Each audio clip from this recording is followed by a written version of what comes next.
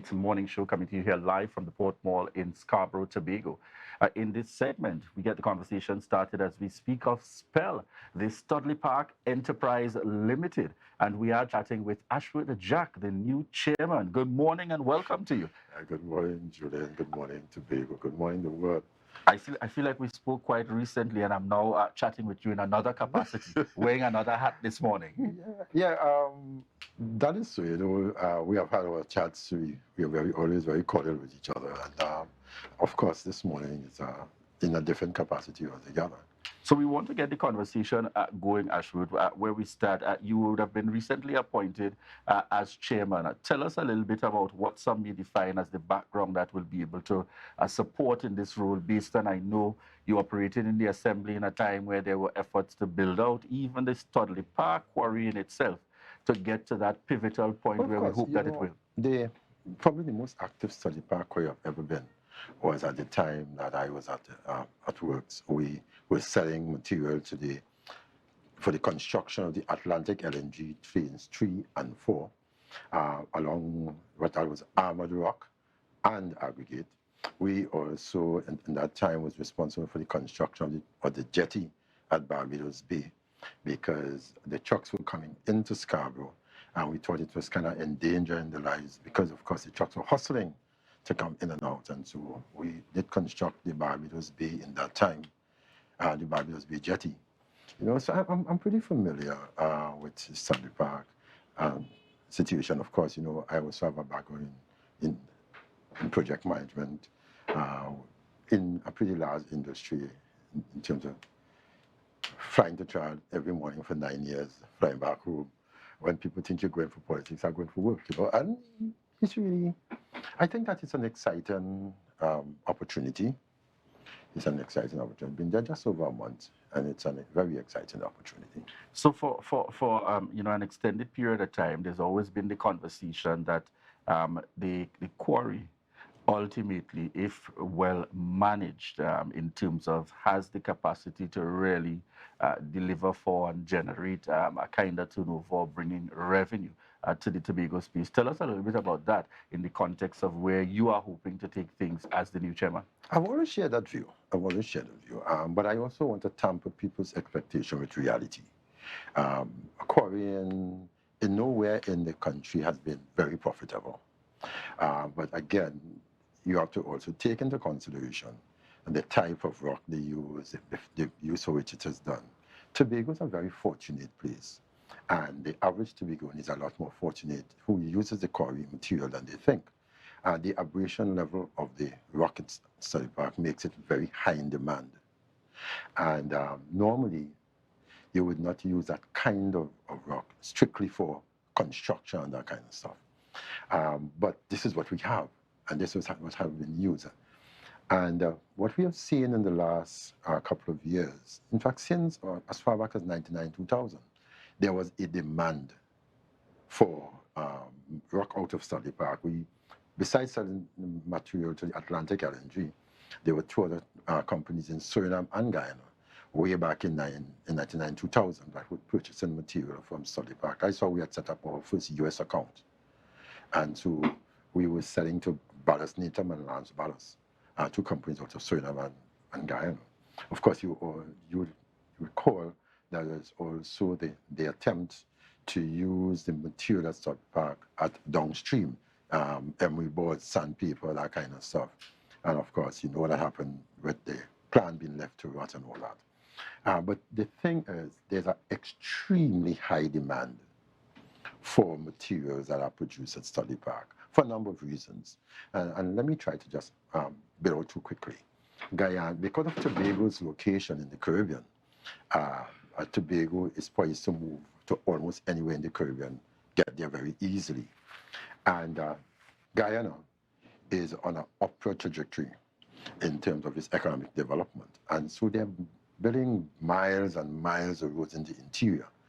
And so that is a ready source market, and could become a net earner of foreign exchange, because, of course, the material will have to be sold in US dollars. We know how hard it is to get US dollars in Tobago, and if Tobago could make that kind of contribution.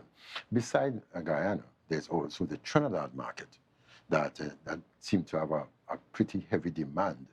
But we are also mindful that some of the persons who are coming out of the Trinidad market really wants to sell to Guyana. So they become middlemen. But of course, there are a lot of road construction and all that taking place in Trinidad. And we also have that opportunity. So what are we doing in the last month or so that I have been there, or this new board have been in place, is that we've been kind of looking at how the quarries organize, equipment, plants, how we look at the mountains, what we cut, what we don't cut, and stuff like that. And it is interesting. I want to say that I was pleasantly surprised when I went to the quarry that some of the workers are so enthused to get things going. And sometimes some of them have shown a level of frustration that says, we can do better than this. Of course, in every place you go, there are going to be those workers that just come to work for pay. But there are some of them who really, really want to see things happen, and I've started working with those because the rest you hope will come along. We have to stem the issue of theft at the quarry. We have to stem the issue of how the equipment is used. But one of the things that we continue to suffer from is the fact that a large amount of the equipment, the parts and stuff that are used in the quarry are not available readily locally, and so they have to be imported. And so one of the things, and I just put in the secretary and the chief secretary on warning, one of the things that we are looking for is that probably an initial injection of some capital to have a power stock so that we don't have the downtime, as much downtime. We now put in place a proper system of preventative maintenance. And of course, we need to also look at the marketing aspect. Luckily for SPEL, it doesn't have to spend a lot of money on marketing because you have a product that is in demand. But you remember, this doesn't have, this demand is not finite. In that there will come a time that Guyana will stop building all the roads. There will come a time that Trinidad don't need as much aggregate. So it's a straight case of beating the iron while it is hot. Tell us, when persons hear of Studley Park, many know of the quarry in the broader sense, but the quarry has also shot into the spotlight in more recent times because of the issue with the license to be granted, which comes out of, in terms of central government. We've also heard a response from ministers saying that based on the checks in relation to the license, they're still awaiting certain documentation from SPEL, from the Tobago House of Assembly, in order to consider granting. What's the status? What's the status with that situation? I think sometimes, I'm not sure if the minister have all the information, right? I was hoping that the political aspect of it will be dealt with by the secretary. But as far as our checks are concerned, is that we have submitted SPEL, and that is true, the last board, because we're just on board about a month, just over a month. The last board and stuff did submit those things, some of them since October of last year, and they didn't get a response until March of this year. And so I'm not sure if that's entirely correct. But I'm also very, very concerned that it had to escalate to this point, in that regardless of which government is in office in Tobago or which government is in office in Trinidad, the nation's business must take priority over the personalities.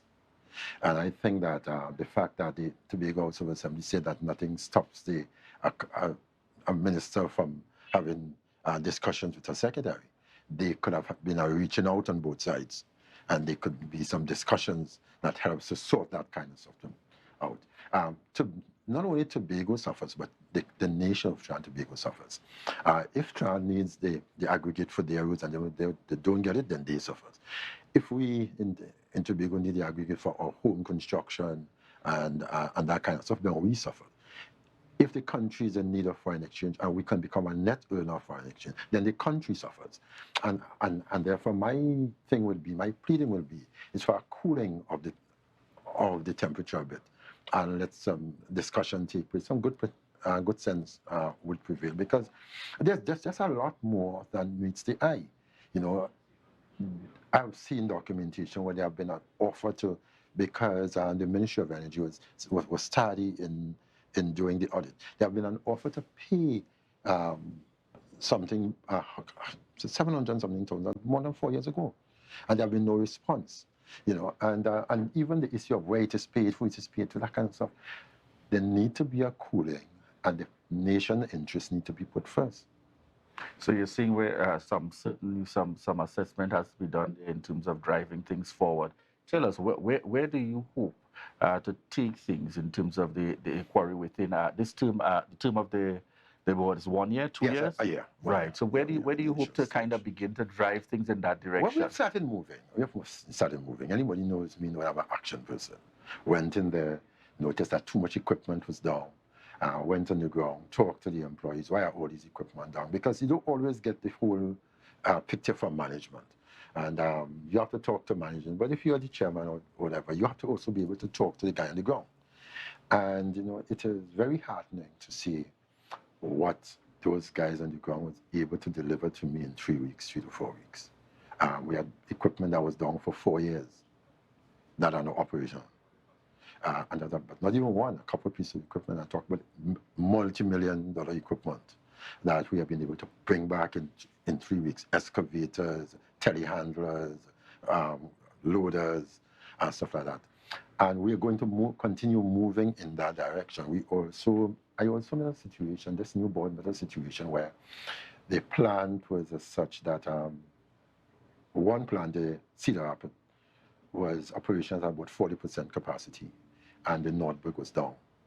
And so there was a backlog. And so we have sought to move that forward. And we have now been able to have both plants up and running. And of course, they're not producing as much as we would like to. And that is because we have to do a couple more changes, but we can now meet the demand of a lot of our customers. I have a couple of meetings today, and I will continue to have a couple of meetings with the person who comes with extremely large demands. And we need to look at that. We need to look at how that has been dealt with. If we need to have additional plant, if we need to have a lease arrangement for a plant, if we need to have an arrangement where someone set up the plant and we pay them for production. There are a number of options that we need to explore, but it is William Shakespeare that says that there's a tide in the affair of man, if taken at the flood, leads on to fortune. Omitted, all our voyages are bound in swells and in misery. On such a high seas are we now afloat. We must take the currents at its surge or lose our ventures. We are on our high seas in terms of demand, and we have to do what is necessary to make Stony Park Quarry a profitable place. Right. Do you see projections in terms of the current business model? Do you think there'd be a need for changes and modifications there as well in that, that trajectory to moving it towards a profitable entity? We have started that. We met some work done already, in all fairness to the board before. We met some work doing. Some of the work was necessary. The management structure was not conducive to an industry. So when you're in there, you don't know who is responsible for what. It's just all over the place. And you cannot be pumping good money behind bad. And so the whole management structure have to be restructured. The reporting procedures, that kind of stuff. How we deal with orders. And of course, Study Park is not just stone. Study Park is made up of 3 different sets of stuff. We have the asphalt plant. Right. We have the concrete batching plant. We have the finger pier. And of course, the rocks.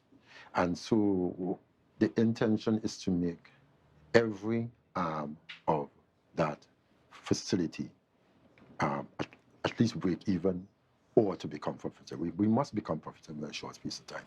There's too much going for us not to.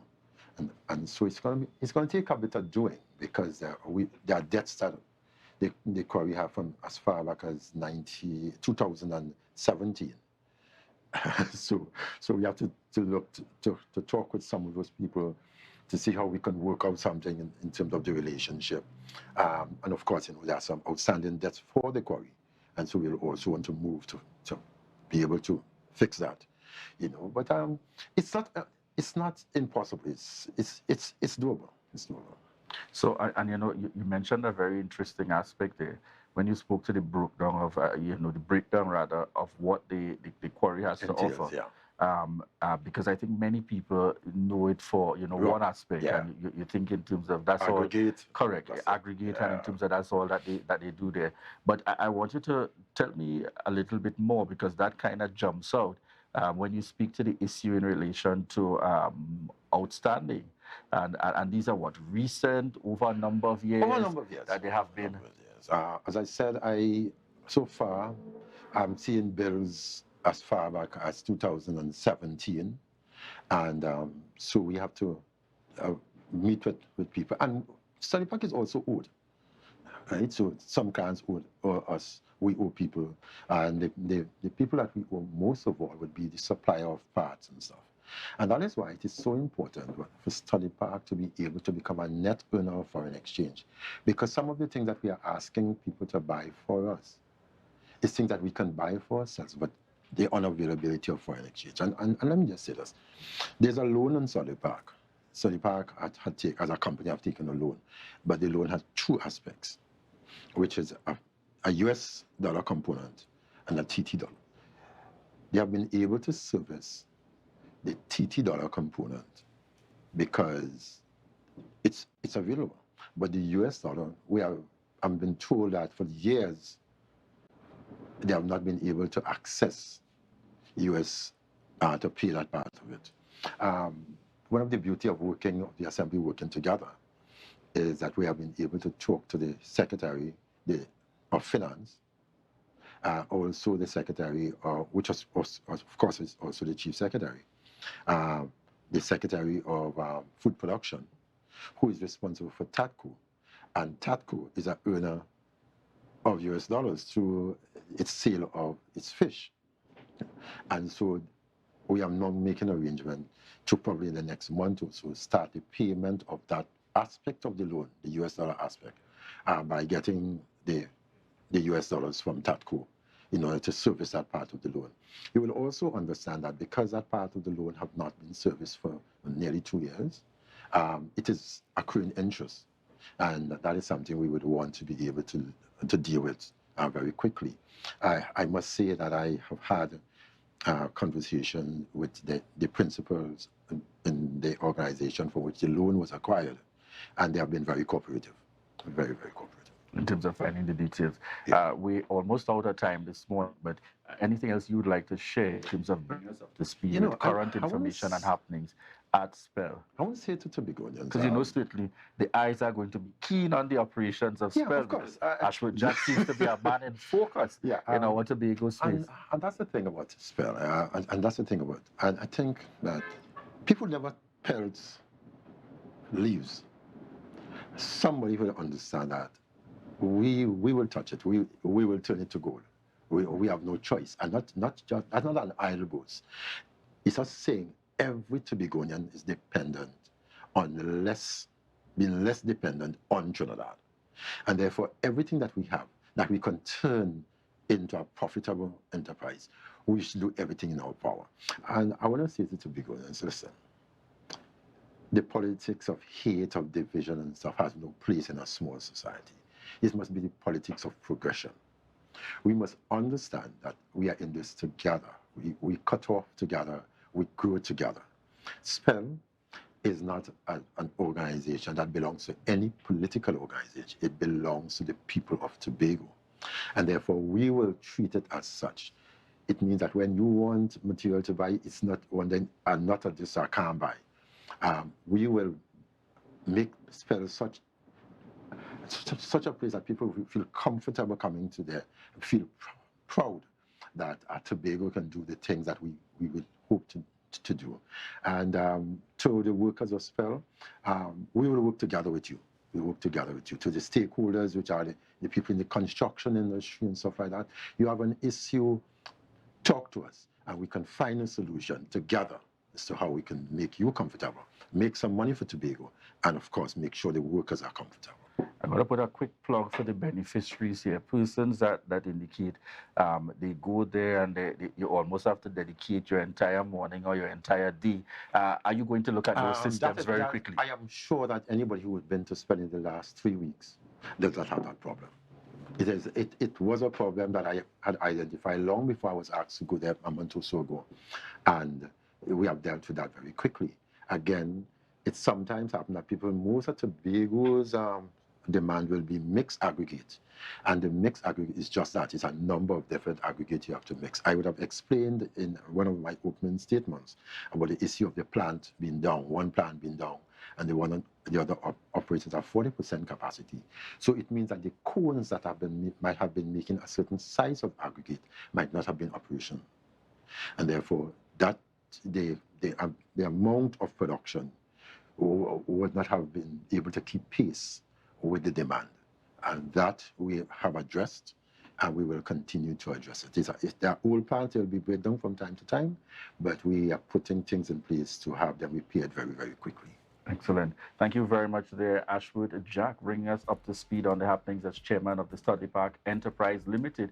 And yes, truck drivers and users, he has spoken to that issue as well, because we know that that has been a broad concern, and therefore giving that commitment to really making a difference in that regard. Viewers, we want to thank you so much for continuing to connect and choosing the Tobago Updates morning show. Coming up in our next segment, we will be chatting with Laureen Roberts, lead staff representative of the Registered Nurses Association of Trinidad and Tobago. And as we chat about Nurses Week 2023. So we look forward to those upcoming discussions. Those of you connecting with us via TV, those of you listening in on the radio as you're heading on in to your places of work, and for those of you online, probably also on the road heading in to your places of work or already settled at work, we want to remind you that this is your opportunity to share the live, share the live, share the live.